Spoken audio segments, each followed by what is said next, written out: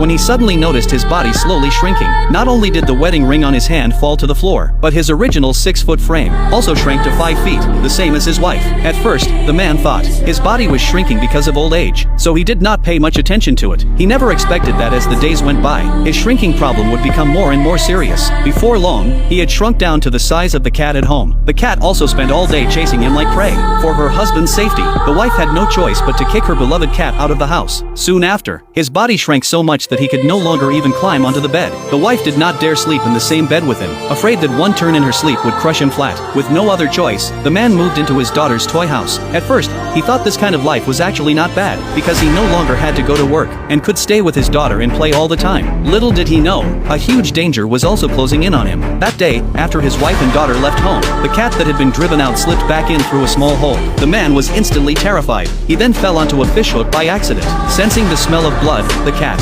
awakened its hunting instinct. In order to stay alive, the man picked up an embroidery needle from the floor to defend himself, but it could not cause the cat any real harm. To escape the cat's pursuit, the man had to run to a safe place. In his panic, he accidentally fell into the basement of the house. Hearing his wife calling from upstairs, the man finally woke up from unconsciousness. He shouted his wife's name, hoping to catch her attention, but after shrinking, his voice had become as tiny as a mosquito's. His wife could not hear him. It was only after she found that the thrown-out cat had come back that an ominous feeling suddenly rose in her heart. She first thought the cat had caused some trouble, but then felt that was unlikely, so she went upstairs to rest. No matter how hard the man cried out, his wife still could not hear him. The man was trapped in the basement of his own home. At night, he found a torn cloth and covered himself with it. Only then did he barely get through the night. The next day, the man was awakened by his daughter's voice from upstairs. In that moment, hope for survival returned to him. He quickly ran to the bottom of the stairs and called out his daughter's name, but his voice could not reach upstairs. To get his daughter's attention, the man had to find a broken piece of chalk in the basement. He wrote his own name beneath the steps, hoping his family would discover he was in the basement. After all that effort,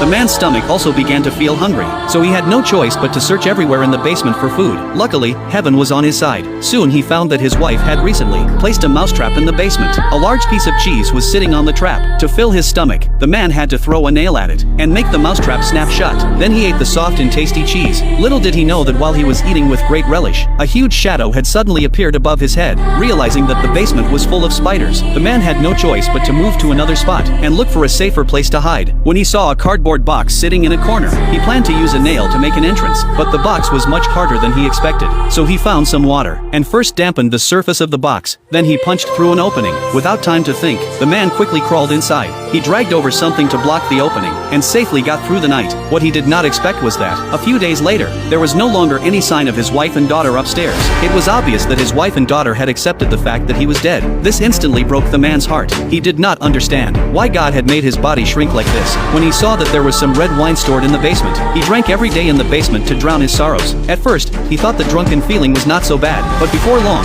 he could no longer be happy at all, because his body was still shrinking day by day, while the spiders in the basement kept growing larger and larger. Thinking that before long, his body would become smaller than the spiders, the man decided to kill those spiders, so he climbed onto the fish tank with the embroidery